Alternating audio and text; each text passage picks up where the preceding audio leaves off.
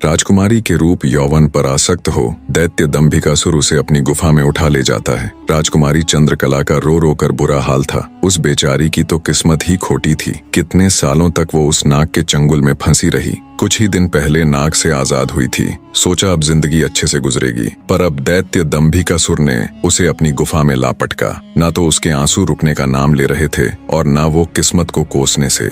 उसकी मनमोहक सुंदरता से अभिभूत दैत्य ने उसके साथ किसी प्रकार का बल प्रयोग नहीं किया। वह उस अद्भुत नारी को जबरदस्ती नहीं बल्कि उसकी सहमति से प्राप्त करना चाहता था। दंभिकासुर ने राजकुमारी से कहा, या तो तू अपनी मर्जी से मेरे साथ रहने के लिए सहमत हो जा, अन्यथा आजीवन तू ऐसे ही मेरी कैद में सड़ती रहेगी। दैत्य की बात सुन राजकुमारी चंद्रकला गुस्से से रोती हुई बोली, मैं तुम्हारे साथ रहने से पहले मरना पसंद करूंगी, और अगर तुम ये सोचते हो कि तुम मुझे यहाँ उठा लाए तो मैं तुम्हारी हो गई तो ये तुम्हारी सबसे बड़ी भूल है। मेरा पति मुझे ढूंढते हुए यहाँ जरूर आएगा और वो तुझे छोड़ेगा नहीं।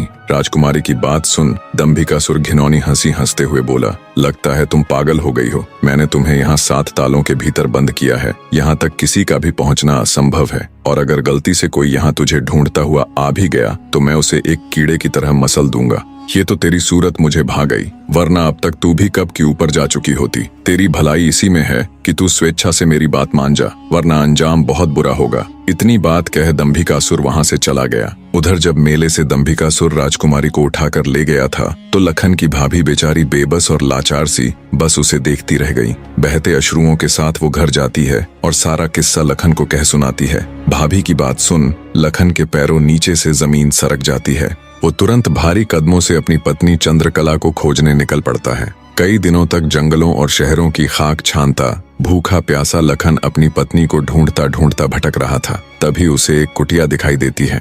थका हारा लखन जब कुटिया के अंदर जाता है तो उसे अंदर एक साधु बाबा दिखाई देते हैं। लखन उनको प्रणाम कर वहीं बैठ जाता है।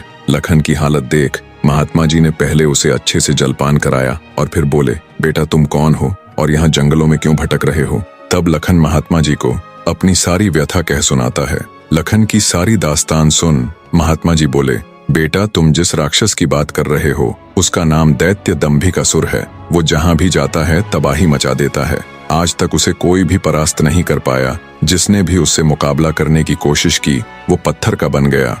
इसलिए मेरी सलाह मानो और वापस अपने घर लौट जाओ, इसी में तुम्हारी भलाई है। उसके पीछे जाकर क्यों अपने प्राण गंवाते हो। साधु की बात सुन क्षण भर के लिए लखन सन्न रह जाता है। थोड़ी देर बाद धड़कते दिल के साथ उठकर वो महात्मा जी के चरण पकड़ लेता है। उसकी आंखों में डर और साहस के मिश्रित भाव थे। बने रहे।